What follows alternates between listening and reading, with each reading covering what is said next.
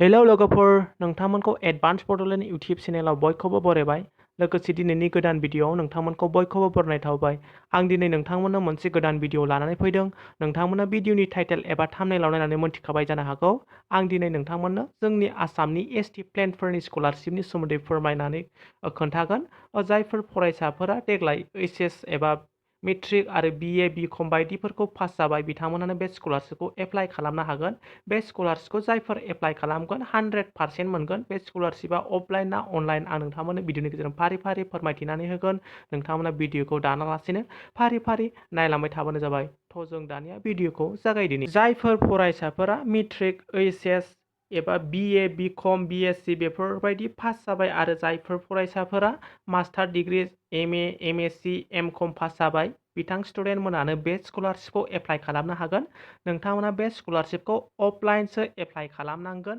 बियो offline application form. नोंथांमोना बे एप्लिकेशन फर्मखौ फिलआप खालामनानै साबमिट हैनांगोन। दा अबाहाय साबमिट हैनांगौ आं दा नोंथांमोननो भिडिअनि गेजेरजों खोन्थागोन। नोंथांमोना भिडिअखौ नायलांबाय थाबानो जाबाय। नोंथांमोना बेयाव नुखादोंनो application form for special incentive to STP meritorious student for the year 2020 and 21।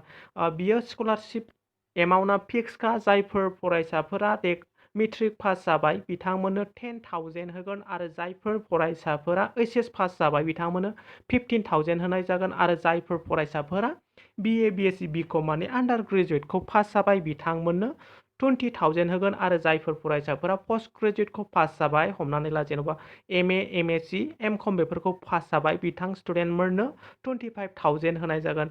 थांनाय बोसोराव आंबो बिए पास जानायनि स्कलारशिपखौ एप्लाइ खालामदोंमोन। आंबो मोनदों 20,000 जोंनो सोनानै होदों। बेनि स्कलारशिप एमाउन्टआ फिक्सखा। नोंथांमोना बेखौ जायनो एप्लाइ खालामगोन बयबो मोनजोबगोन। बेयाव नोंथांमोना नुदों जाय एप्लाइ खालामगोन बेयाव बिनि पासपर्ट नांगोन, पासपर्ट साइज फट'ग्राफ। बिनि उनाव नोंथांमोना बेयाव सिगनेचार होनांगोन। बेयाव एप्लिकेन्टनि नाम आरो बेयाव नोंथांनि गार्जेननि नाम, बेयाव नोंथाङा मेल ना फिमेल बेखौ सेलेक्ट होबानो जाबाय। बेयाव नोंथांनि डेट अफ बार्थबो नांगोन। 5 नम्बराव नुदों नोंथांमोना date of birth certificate. Date of birth certificate गैयाबा नोंथांमोना मेट्रिकनि एडमिट कार्डखौनो होबानो जाबाय। बेजों लोगोसे नोंथांमोना कास्ट सार्टिफिकेटबो होनांगोन। कास्ट सार्टिफिकेट नोंथाङा एसटिपि होननानै प्रुफ होनांगोन। Caste certificate, date of birth certificate आरो बिनि उनाव नोंथाङा नोंथांनि बेंक एकाउन्ट डिटेल्सखौ बेयाव होनांगोन। नोंथांनि पासबुकखौ जेरक्स खालामनानै होनांगोन। नाथाय नोंथांनि एकाउन्टआ इन्डिभिजुवेल नोंनि नामावनो जानांगोन अब्लासो नोंथांमोना बे स्कलारशिपखौ मोनगोन। आरो बेयाव नोंथांमोना नोंथांनि पारमानेन्ट एड्रेसखौ होनांगोन। नोंथाङा एड्रेस प्रुफबो मोनसे होफानांगोन। नोंथांनि कास्ट सार्टिफिकेटआनो जागोन। नोंथाङा बेखौ होबानो जाबाय। बेयाव नोंथाङा माब्ला पास जाया आरो बेसेबां पार्सेन्टेज मोना बेखौ नोंथांमोना बेयाव लिरजोबनानै होनांगोन। बेयाव लिरदो। बेयाव नोंथाङा मार्कशिटखौ होफानांगोन। बिनि उनाव नोंथांमोना बेयाव नोंथाङा अबाहाय नोंथांनि जायगा आरो डेट मारा सिगनेचार होआ बेखौ होदो। नोंथांमोना दानिया बेखौ सोर मोनगोन आं नोंथांमोननो खोन्थागोन। नोंथांमोना भिडिअखौ दानालासिनो नायबानो जाबाय आरो बेखौ बहा साबमिट हैनांगौ आं बेखौबो नोंथांमोननो खोन्थागोन आरो बिनि लास्ट डेटआ माब्ला बेखौबो आं नोंथांमोननो खोन्थालांगोन। बियो एप्लिकेशन फर्म। आं नोंथांमोना बेखौ बबाहाय मोनगोन आं दा नोंथांमोननो खोन्थागोन। नोंथांमोना भिडिअखौ नायलांबाय थाबानो जाबाय। बियो अफिसियेलि नटिफिकेसन। बे नटिफिकेसनखौ होदों मैया 26 आगस्ट 2020 आव। बेखौ होदों जोंनि आसामनि एसटि वेलफेयारआ माने director of welfare of plain tribals and backward classes Assam बे अफिसनिफ्राय होदों। बेखौ मैयासो डिक्लेयार खालामनानै होदों। जायफोर फरायसाफोरा बे स्कलारशिपखौ एप्लाइ खालामनो गोसो नोंथांमोना अफलाइनसो एप्लाइ खालामनो हागोन। बेयाव नोंथांमोना नुखादोंनो application are invite from STP meritorious student for financial assistance under the scheme of special financial incentive to ST meritorious student for the year 2020 and 21.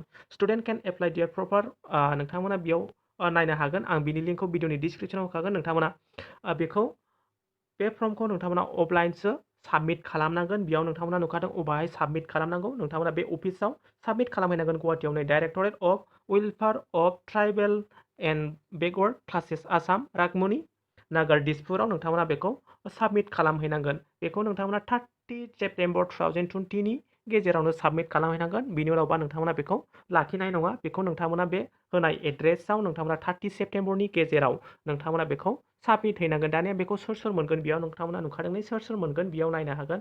जाय फरायसाफोरा एसटिपि कमिउनिटिनि बिथांमोनाल' बे स्कलारशिपखौ मोनगोन। आरो बेयाव नोंथांमोना नुदों जायफोर स्टुडेन्टफोरा मेट्रिक एग्जामाव 80% मोनदों बेसोर स्टुडेन्टफ्राल' बेखौ मोनगोन 80% मेट्रिकआव 80% मोननाय पार्सेन्टेज मोननाय स्टुडेन्टआ मोनगोन आरो जायफोर फरायसाफ्रा ओइस आव माने पिअ एग्जामाव प्रि इउनिभार्सिटि एग्जामाव 75% मोनदों बिथांमोनाल' बे स्कलारशिपखौ मोनगोन। बेयाव बिए बिएससि आरो पोस्ट ग्रेजुवेट लेभेलनिखौ एडभार्टाइजमेन्टखौ होथ'वाखै मानोना दासिमबो रिजाल्टखौ मोनथ'वाखै बिनिखायनो होआखै। जेब्ला बिनि एडभार्टाइजमेन्टआ होगोन आं नोंथांमोननि भिडिअनि गेजेरजों खोन्थाखागोन। नोंथांमोना चेनेलखौल' साबस्क्राइब खालामनानै लाबानो जाबाय। जायफोर बिथांमोना आन्डार ग्रेजुवेटखौ पास जागोन बिथांमोननि थाखायबो एडभार्टाइजमेन्टआ ओंखारखागोन। नोंथांमोना रिजाल्ट मोनथ'यैखाय बेखौ होथ'वाखै।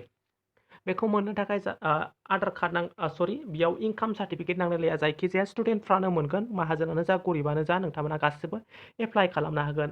आरो बेखौ मोननो थाखाय नोंथांमोना 1 जानुवारि 2020 नि उनावसो पास जानाय जानांगोन। हमनानै ला मेट्रिकआनो जा पिअआनो जा एबा बिएआनो जा नोंथांमोना 2020 जानुवारिनि उनाव पास जानाय जानांगोन। सिगां बोसोरफ्राव पास जानायबा नोंथांमोना बेखौ एप्लाइ खालामनो हानाय नङा।